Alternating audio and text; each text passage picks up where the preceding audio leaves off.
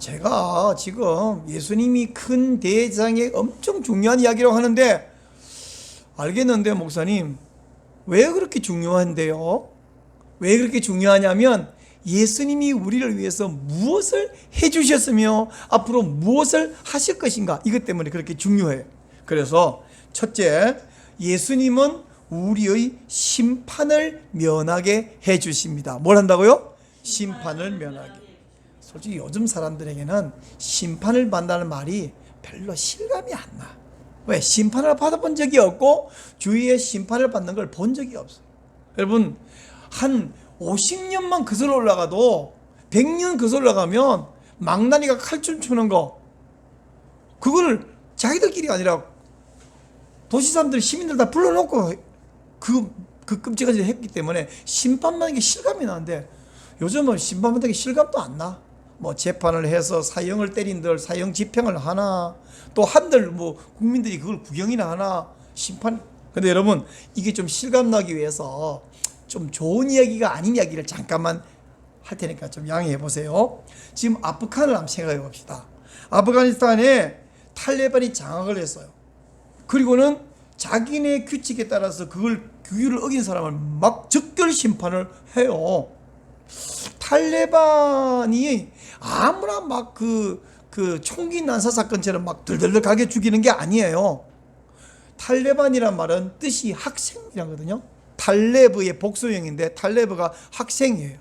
그리고 탈레반의 지도자를 물라라고 부르는데 물라는 스승이란 뜻이에요. 그러니까 지도자와 이 추종자들은 스승과 학생. 그럼 뭘 가르치느냐 하면 이슬람 교리. 그래서 샤리아법을 가르치고 그 샤리아법에 어긋나면 그 심판하는 거예요.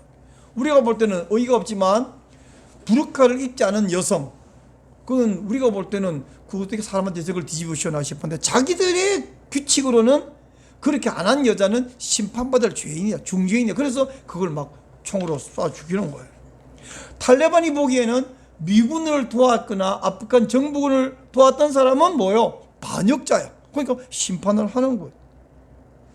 지금은 탈레반이 갑자기 아프간을 점령하고 샤리아법으로 심판을 하고 있지만 얼마 후면 우리 주님이 오실 것입니다. 그리고 주님이 이 탈레반뿐 아니라 온 세상에 살고 있는 모든 사람을 주님의 법으로 심판하시게 될 거예요.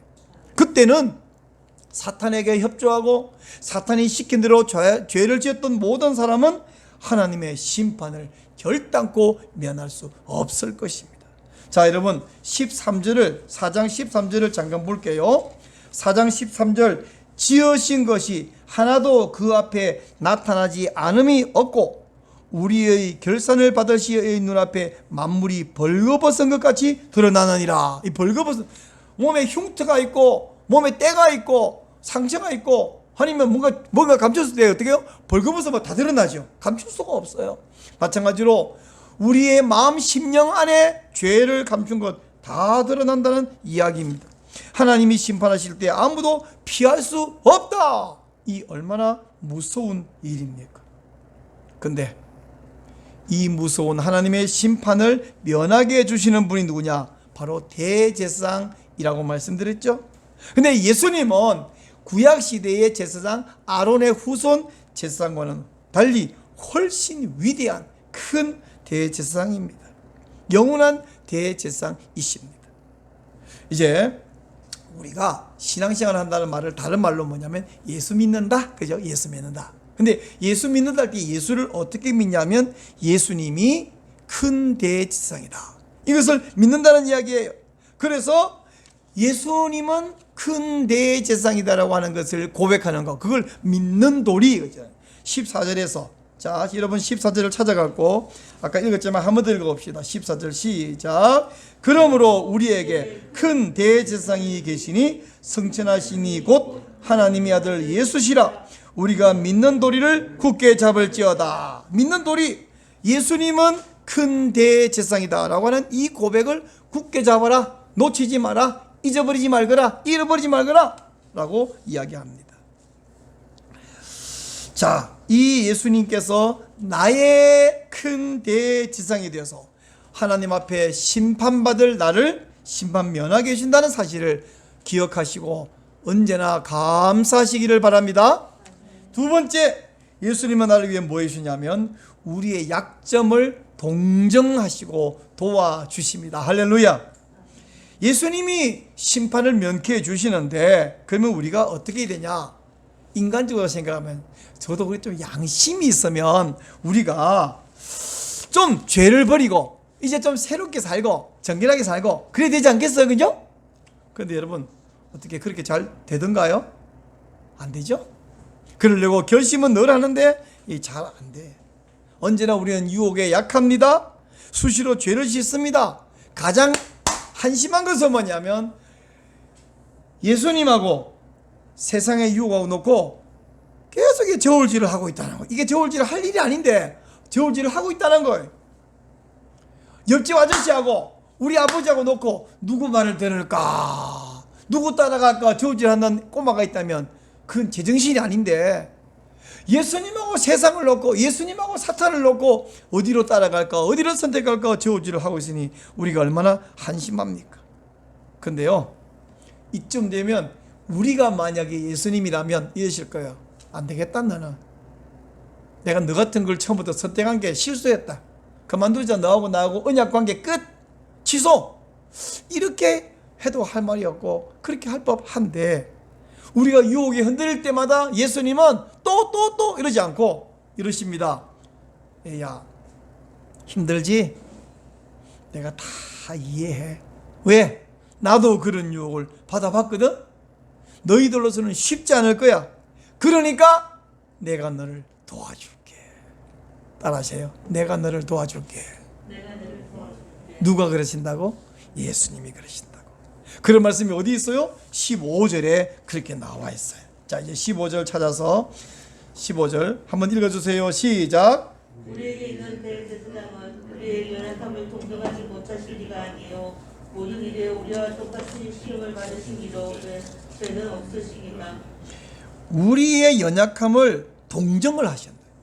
너는 어째 맨날 그 모양이냐 그러지 않고 얼마나 힘드니 다 이해해. 그러니까 내가 너를 도와줄게. 바로 예수님은 우리에게 냉정한 판사가 아니라 따뜻한 변호사예요.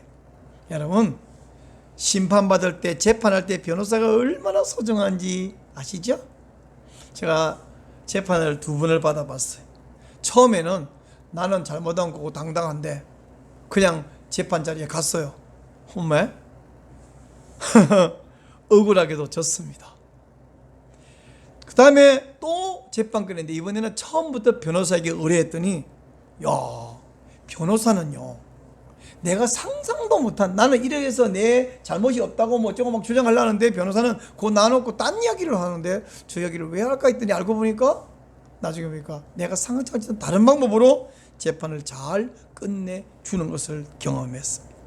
여러분 변호사가 내가 상상 못한 방법으로 재판을 끌어가는 것처럼 우리 예수님은 우리의 죄의 문제를 우리가 상상하지 못한 방법으로 심판받지 않도록 우리를 해결해 버리시는데 그게 뭐냐면 우리의 죄를 숨기거나 부정하거나 변명하거나 이게 아니라 죄는 다 인정해버리면서 예수님이 대신 갚아버리는 거예요. 대신 죽어버리시는 거예요. 대신 우리를 속해버리시는 거예요.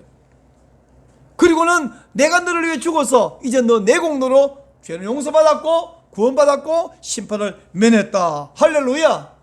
상상하지 못하는 방법이에요. 우리를 구원하신 예수님은 그쯤 됐으면 이제 알아서 좀 살아가라 이거 아니라 너는 연약하니까 내가 도와줄게. 우리가 죄짓지 않도록 붙들어 주십니다. 천국길을 버리고 지옥길 가지 않도록 붙들어 주십니다. 할렐루야. 예수님은 영적인 면만 도와주신 것이 아니라 우리의 일상생활에서 육적인 면에서 세상살이에서도 우리를 도와주십니다. 예수님은 우리가 기도하는 것을 좋아하십니다. 우리가 도움을 구할 때에 우리에게 손을 내밀어 주십니다. 그러므로 예수님의 도우심 없이 내 마음대로는 못 삽니다. 주님의 은혜가 필요합니다. 영적인 문제나 육적인 문제나 오로지 주님을 의지하고 예수님께 도움을 구하면서 승리하는 삶을 사시기를 축원합니다. 마지막입니다. 세 번째, 예수님은 우리에게 영원한 천국을 주셔요. 여러분 16절을 이제 한번 읽겠습니다. 16절 그러므로 시작. 그러므로 국민하심을 받고 때를 따라 돕는 은혜를 얻기 위하여 은혜의 보좌 앞에 담대히 나아갈 것입니다. 여기 보면 은혜의 보좌 앞에 나아가라, 담대히 나아가라 이렇게 말씀하는데요. 여러분 우리는 예수님께 무엇인가를 요구하거나 부탁할 자격도 권리도 없어요. 근데 예수님은 우리에게 도움을 주고 붙들어 이끌어 가기를 원하셔요. 예수님의 도우심 때문에 우리가 은혜의 보좌 앞에 나아갈 수 있는데요. 여러분 보좌라는 말은 원래 왕의 자리잖아요. 근데 성경에서 보좌는 어떤 곳이냐? 하나님의 심판이 행해지는 무서운 곳입니다. 이 보좌, 무서운 심판의 자리, 요한계시록 보면 마지막 백보좌 심판 그런 말 나오죠. 근데 이 심판의 보좌가 예수님 덕분에 은혜의 보좌가 되었어요. 뭐가 되었다고요? 은혜의 보좌. 예수님이 우리를 보실 때에 할아버지가 사랑스러운 손주를 보는 그런 눈으로 우리를 보아주십니다.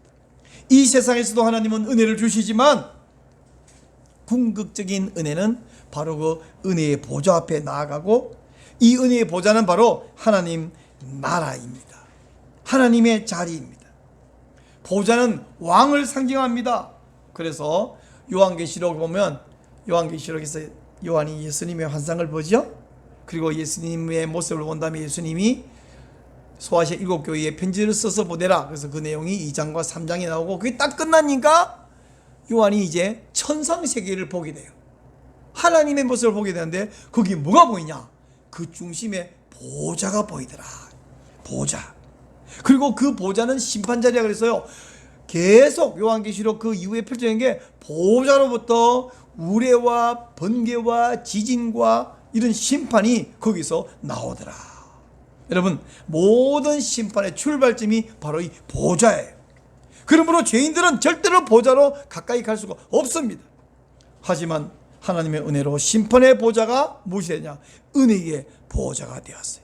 예수님 덕분에 우리는 이렇게 고백할 수 있어요. 주의 친절한 발에 안기세 우리 마음이 평안하리니 항상 기쁘고 복이 되겠네 영원하신 발에 안기세.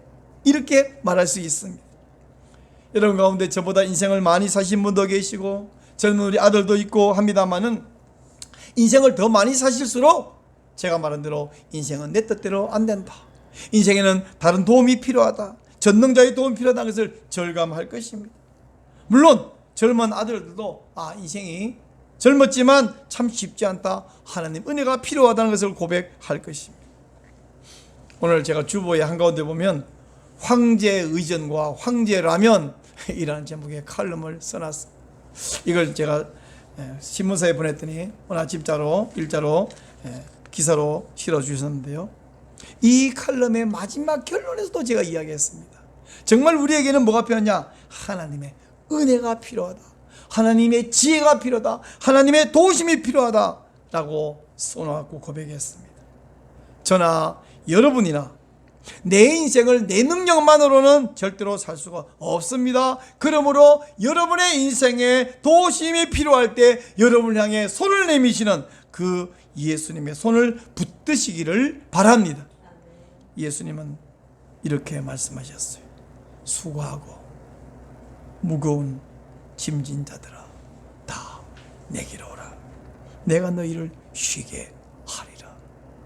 그러므로 우리는 긍휼하심을 받고 때를 따라 돕는 은혜를 얻기 위하여 은혜의 보좌 앞에 담대히 나아가십시다.